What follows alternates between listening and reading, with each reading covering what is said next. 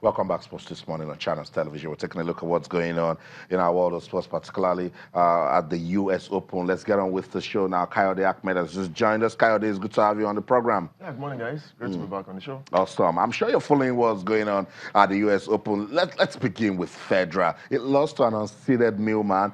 You said the condition was also part of the reason, but did we see the real age of Federer right there? Well, maybe age is gradually catching up with him. He was able to roll back the year, especially last year, when the duo of Novak Djokovic and Andy Murray were injured, as well as... And Stanislas as well. Stanislas. Him and Rafael Nadal, they did excellently well last year, continued in that state. Now we've seen Novak Djokovic overcome that hip injury or the elbow injury. And right about now, he's on course to win another U.S. Open title, except Nadal becomes a clog in the wheel of that progress. For Federer, I was quite disappointed. But sometimes these things do happen. He's not young anymore, in his late 30s. Even if he calls time on his career now, you would say he has had an excellent, remarkable career. But that is not to say that there is no fight yet left in him. He will still come back, maybe from the start of the season ending ATP Tour, or let's see what he comes up with at the Australian Open in 2019. You know, look, it's funny talking about the roof at the U.S. Open, everything all covered, but I think the players now have to pay the price with the heat. Yeah, certainly. Like never seen before. Yeah. They will have to cope. I'm also concerned about the officials who have to endure the heat. With the players? With the players. They don't have to go on breaks like the players. So it's not the best of situations, but I know the organizers at the U.S. Open would find a way around it. They will try to curtail whatever has happened now for future events. Knowing that climate change is affecting the overall display of the players as well as the officials. They might call up with the cooling system like you're suggesting, but going up into the next edition, they will plan towards that. Okay. But I think we should pass a warning to Novak Djokovic. He's going to be playing Joe Millman. Millman is ranked 52nd in the world. Says the victory against Federer is yet to sink in, but I know it will motivate him. So Djokovic needs to be careful. I think Djokovic will get one over Millman. The thing about Djokovic is that his staying power and his rallies, and the fact that he has been able to overcome that elbow injury, like we did see him at Wimbledon Open, for me, whenever he's in his element, he goes to devastating effect. And I'm not trying to underrate what Millman brings to the table, but when you compare and contrast with what we've seen thus far this tournament, I'll give it to Djokovic. Okay. All right, so we'll leave it at that. Maybe we should just try and listen to Rafael Nadal, what he has to say. He has been talking, so we're listening to him after his victory. 5 sets. It took a toll on him. So let's listen to him and come back for more. Yeah, it's been a great battle. You know, the conditions were tough. You know, a lot of humid. Well, for me, it was a very tough start. Then I tried to stay in the match in some way in that second set, and I did. Then third set happened what happened. He served for the set. Then I won 2 games in a row. I take the set, and in the fourth, I think I had some chances at the beginning, didn't convert, and then that low 40 in the 5-fall break at my heart. but I just keep going now, and being honest, guys, I am very, very sorry for Dominic. He's a close friend on tour. He's a great guy, great player, and I just wish him all the very, very best. All right, so there has to be one winner, and it turned out that it was Rafael Nadal. So better luck next time to Dominic Thiem. And so, guys, I think we're leaving tennis now, and move on to the talk of Tiger. All right. There's this. I've always jokingly talked about every other person that wins anything on the PGA Tour having the unfortunate, being unfortunate that you're winning, but we're talking about Tiger. I don't know if you've said someone else wins and we're talking about Tiger. The news now is that Jim Furyk has named his 3 picks for the captain's pick for the Ryder Cup. And of course, this man in the picture, Tiger Woods, of course, one of the picks, Bryson DeChambeau as well. And Phil Mickelson also make the cut. Tiger didn't hide the fact that he wanted to make the cut. He has been vice captain in a non-playing role in past editions. In the last few editions, but now he's going to play at Austin. I think we can safely say that the Tiger is back. Well, I don't know, but I know his name is doing good for him. Let me throw it to Coyote. He's 42 and was picked as one of the wild card. We don't talk about Tiger these days and his quality. So is it his name that is putting him in this Ryder Cup team? Well, I can't say if the Tiger is out of the woods yet. Okay. But his reputation speaks for him.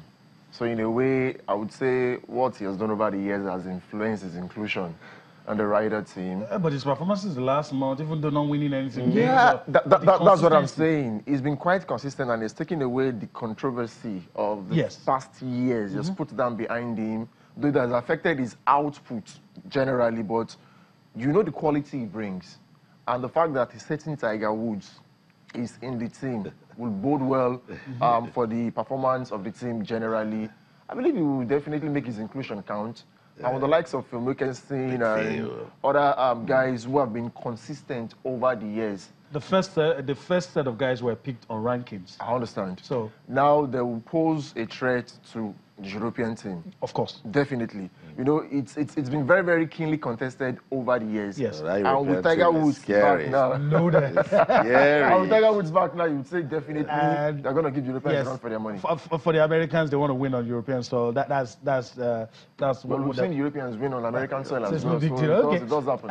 All right. Let's listen to the U.S. Ryder Cup captain talk about James Furyk explaining his choice and the reason for the 3 picks. We'll listen to that come up from On Sports this morning. I think we talked about all year. We were looking for a number of different things, but players that had a good body of work, that had played good this season, players that were in good form, and we're headed over to Europe. We're heading over into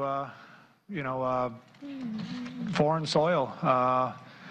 It's going to be an interesting crowd. They're boisterous. I have a lot of respect for them, and we're looking for players that we thought would handle that situation well and that would thrive, would love the challenge ahead of them. And I think in naming these 3 players, that's what we've done.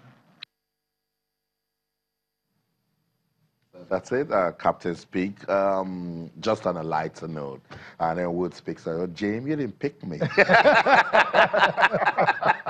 He wasn't ready to go through that. And then Woods drops the phone, and Jim has to turn off his phone because he doesn't want Big Phil to call him. So I think he made a good pick. I think he did say something about the ability of the players to play on foreign soil.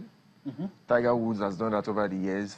The ethics, the work ethics of Tiger Woods, and the fact that he's had a relatively good season kind of influenced the decision. So it's not just about the name alone. He earned it. All right. And another person that did hand was Bryson DeChambeau. Yeah. 2 legs. He has won 2 legs in the FedEx Cup playoffs. And you couldn't ignore that guy as well. And massive for Phil Mickelson. He's 48. He's going to be playing a record 12th event after making his debut in 1995. Well, the thing about golf is that with age, you have the capacity. The older the wine, the better. The better it tastes. You understand? And even for Tiger Woods, we can still get to see him for the next decade. Yes. If his back pain that he complained about does not affect him, it's a game for men in their 30s, middle ages, 50s, 60s. They can still play as long as possible professionally. Yeah. Angel Jimenez. Ageless. Yeah, and still going strong. Okay, let's listen to the 3 guys that have been able to keep their relationship with Jim after being picked for the Ryder Cup. Tiger Woods and, of course, Big Phil and Bryson. Well, at the beginning of the year, that was one of my goals was to make this team. I got the call from Jim, and he asked if I would serve as a vice captain. And I said, absolutely, anything to help you out. But also, deep down, I wanted to make the team. I really wanted to play on it. Now, I hadn't started playing golf really yet, but still, I was a goal at the end of the season is to be able to make this team. I knew I had to play really well. look, anytime you're trying to make your first Ryder Cup, it's not easy, and I know that to be a fact, given I experienced what I needed to do to make the team. And even after I won at Ridgewood, I still thought, man, I got to play well at Boston just to show them that, yeah, I'm a contender, and I'm going to keep doing the right things to, you know, be a valuable asset to the team. Certainly, this is most likely my last chance to go over to Europe and to be a part of a winning U.S. team in Europe. We haven't done that in 25 years, and I set out this year on really a strong commitment and journey to get on the team. I got off to a great start this year. It's been a really good year, and although I fell just shy of making it on points, it feels great to be a part of this team and serve this team in any way I can. And that's what Big Phil will do, inspire the team in the best way he can. And he's got all the experience in the back that the United States team can use when they play the Ryder Cup against what I've described as scary European teams. What's this morning on Channels Television?